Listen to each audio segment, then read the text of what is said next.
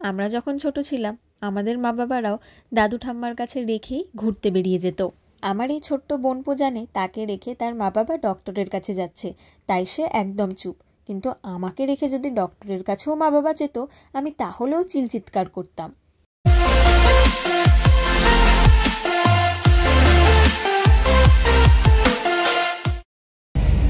Hello, welcome to madly Rockerz blog channel.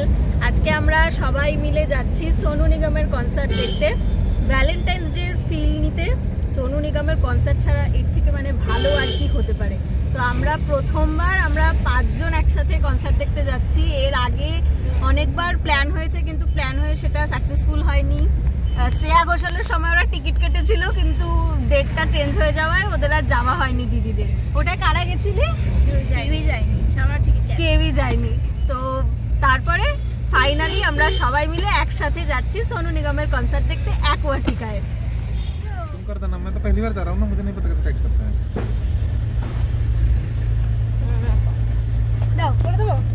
এই প্রথমবার আমরা কনসার্টের আগেই রিস্টব্যান্ডটা কালেক্ট করে নিয়েছিলাম। বেশ অনেকগুলো জায়গা থেকে এই ব্যান্ডটা দেওয়া হচ্ছিল, তাই আগেই আমরা এবার নিয়েছি। কনসার্ট শেষ হতে অনেক রাত হয় বলে প্রতিবারই আমরা গাড়ি বুক করে নিই, এবং আমাদের বাড়ি থেকে এই ভেন্যুগুলোতে যেতে বা ঘন্টার হিসাবে মোটামুটি আমাদের 1800 থেকে 2000 টাকা অবধি খরচা পড়ে। হ্যাঁ, আমি তো বলেইছিলাম 8000 টাকার টিকিটটা 2 মাসে দিতাম।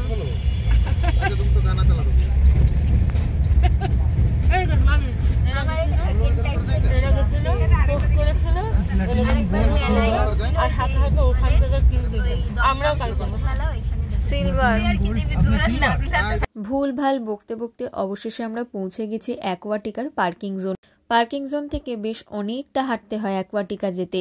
অরিজিৎ সিং এর সময় আমরা টোটো নিয়ে নিয়েছিলাম, সেটা আমার মনেও ছিল না, বোনই মনে করিয়ে দেয়। কিন্তু এইবার আমরা সবাই মিলে হেঁটেই চলে যাই। আমার দিদি গাড়ি থেকে নামতে গিয়ে পড়ে যায়, এবং সেই নিয়েই আমরা হাসাহাসি করছিলাম যে ও কি করে এইটুকু দূরত্বে নামতে গিয়ে পড়ে গেল।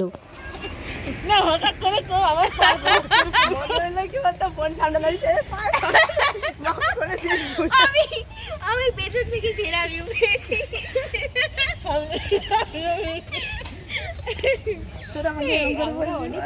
গাড়ি দাঁড় করিয়েছি, ভালো লাগে।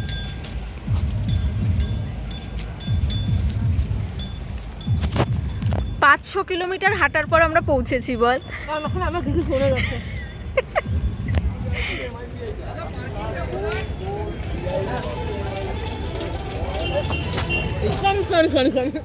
ভিডিও করার চক্করে একটা গাড়ির দরজা খুলেছে, আর আমি ধাক্কা খাচ্ছিলাম। আমার দিদি আমার হয়ে সরি বলে দিল। যাই হোক, ওখানে তখনও স্টেজ রিহার্সাল চলছিল, তাই সেটারই আমি ভিডিও করার চেষ্টা করছিলাম। 4:30 নাগাদ আমরা আমাদের ভেন্যুতে পৌঁছাই, এবং 5:30টার সময় গেট খোলে, এবং দৌড়ে গিয়ে আমরা আমাদের সিট দখল করি। সিলভার আর ব্রোঞ্জের মধ্যে কোনো ব্যারিকেড ছিল না এইবার, তাই অনেক ব্রোঞ্জের লোকজন সেই সিলভারে বসে পড়ছিল। যদিও পুলিশ খুবই তৎপর ছিল, এবং তারা সবসময় খেয়াল রাখছিল যাতে সিটের অদলবদল না হয়ে যায়। এবং আমরা সিলভারে প্রথমে একদম সামনের 3rd রোতে বসলেও পরে দেখলাম যে এই শেষের রোটা থেকে বেশি ভালো দেখা যাচ্ছে, কারণ এই জায়গাটা একটু উঁচু। তাই আমরা আবার আমাদের জায়গা চেঞ্জ করে পেছনে এসে বসলাম। 6টা অবধি সিলভার জোন মোটামুটি ফাঁকাই ছিল, এবং গোল্ডের প্রথম 2-3টে সারি বাদে তো পুরোই ফাঁকা ছিল।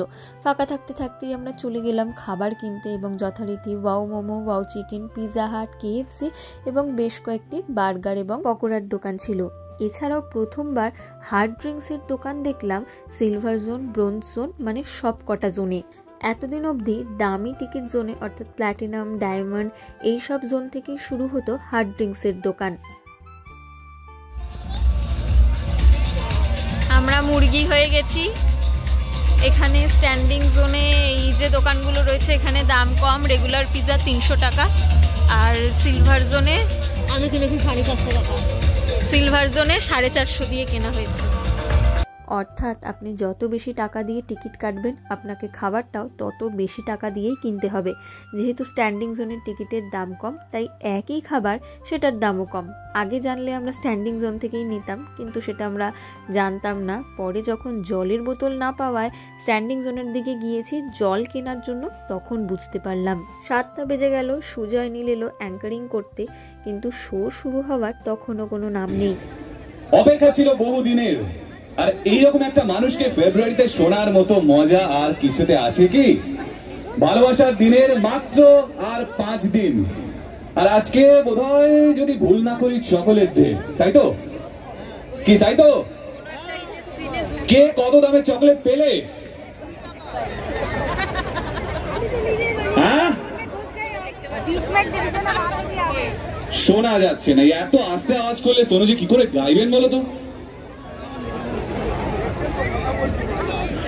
আর একটু অপেক্ষা, সোনুজি আসতে চলেছেন। আমি ঠিক করে এসেছিলাম যে সোনুজিকে শোনার আগে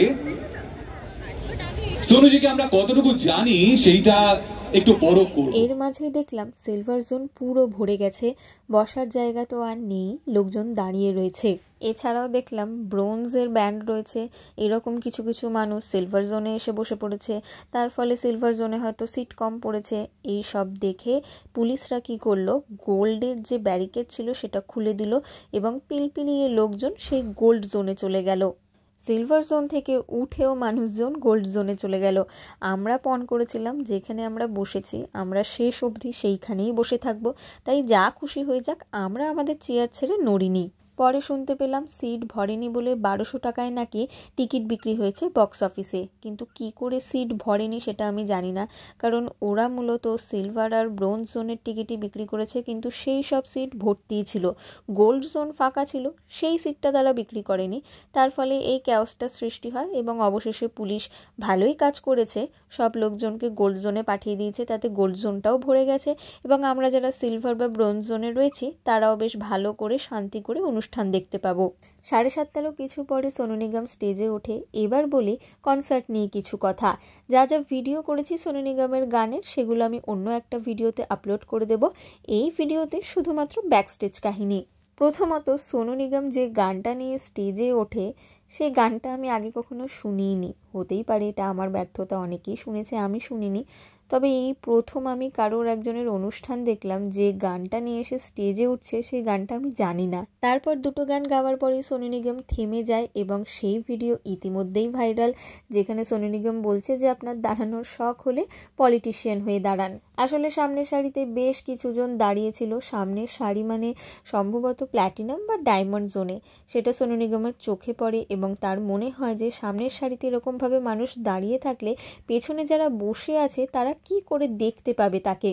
তারপর সামনের সারিতে যারা দাঁড়িয়েছিল সবাইকে তিনি বসতে অনুরোধ করেন এবং যতক্ষণ না সেই ক্যাওসটা ক্লিয়ার হয়েছে তিনি তার শো শুরু করেননি। এবং সত্যি সত্যি তিনি এটা ভেবেছিলেন বলেই আমরা যারা পেছনে বসেছিলাম তারা হয়তো একটু ভালোভাবে তার শোটা উপভোগ করতে পেরেছি। সবাই এভাবে নিজের অডিয়েন্সের জন্য ভাবতে পারে না এবং সবাই এভাবে নিজের অডিয়েন্সের সাথে কমিউনিকেটও করে না।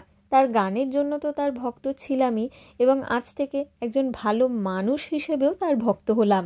আমি যখনই কারোর কনসার্ট শুনতে যাই তখন বেশ কিছু গান আমার মাথায় থাকে যেগুলো আমি সেই শিল্পীর থেকে লাইভ শুনতে চাই। এই ক্ষেত্রে সোনু নিগম আমাকে একটু হতাশই করেছে। ফানা গানটা শোনার খুব ইচ্ছা ছিল, কিন্তু সে সেই গানটা গায়নি। এছাড়া লোকজনকে যখন উনি বসতে বলেন, উনি যেহেতু গানটা একদম থামিয়ে দিয়েছিলেন, আমার মনে হয়েছিল উনি নিজেও ডিস্ট্র্যাক্ট হয়ে গেছেন এবং মুডটা একটু হালকা করার জন্য উনি ওই মেয়ে আগার কাহু গানটা ধরেন। তো আমার মনে হয় সেটা খুব একটা ভালো করে তিনি গাইতে পারেননি, কারণ তিনি একটু ডিস্ট্র্যাক্ট হয়ে গেছিলেন সেই ঘটনাটার জন্য। শুধুমাত্র এই গানটা নিয়েই বললাম কারণ আমি খুব আশা নিয়ে গিয়েছিলাম যে এই গানটাও শুনতে পারবো সোনু নিগমের কণ্ঠে লাইভ। এছাড়াও তো আরও অনেক অনেক গান গেয়েছেন এবং তার গায়কি নিয়ে আমার অন্তত কিছু বলার নেই, সেই ধৃষ্টতাও আমার নেই। এছাড়াও আরও একটা জিনিস যেটা আমার খুব ভালো লেগেছে, হাসি পেয়েছে এবং অবাকও করেছে, এটা শুধু একটা লাইভ সিঙ্গিং কনসার্ট ছিল না, সাথে ছিল একটা কমপ্লিমেন্টারি কমেডি শো। পুরো কনসার্ট জুড়ে সোনু নিগম বেশ নানা রকম মজার কথা বলেছেন এবং হাসি ঠাট্টা করেছেন অডিয়েন্সের সাথে, যেটা আমার খুব ভালো লেগেছে। সব শিল্পীরা কিন্তু এইভাবে অডিয়েন্সের সাথে কমিউনিকেট করে না।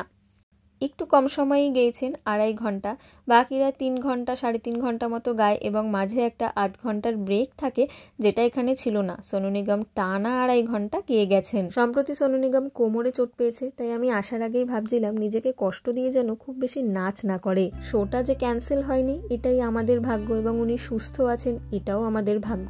10টার মধ্যে কনসার্ট শেষ হয়ে যায় এবং আমরাও বেরিয়ে পড়ি আমাদের বাড়ির উদ্দেশ্যে। মার্চ এবং এপ্রিলে দেখলাম কলকাতায় হরিহরন এবং রেখা ভারদ্বাজের শো আছে, তাই কেউ যদি ইচ্ছুক থাকেন তাহলে অবশ্যই দেখতে যেতে পারেন। বুক মাই শোতে টিকিট পাওয়া যাচ্ছে। এছাড়াও দেখলাম যে বিখ্যাত চাণক্য মিউজিকটা ভাইরাল হয়েছে, সেই ঋষভ ঋখিরাম শর্মারও একটা কনসার্ট রয়েছে কলকাতায়। আমার তারিখটা ঠিক মনে নেই, ওনার ফেসবুক পেজে গেলে দেখতে পারবেন। পরবর্তী কনসার্টের বেশ কিছু তথ্য জানানোর চেষ্টা করলাম, যারা মনে করেন যে জানতে পারেন না বলে এই কনসার্টগুলোতে যেতে পারেন না তাদের জন্য। আজকের ভিডিওটা এটুকুই, দেখা হবে আবার পরের ভিডিওতে। আগামী ভিডিওতে থাকছে সোনু নিগমের কনসার্টের বিভিন্ন গানগুলি। আজকের মতো টাটা।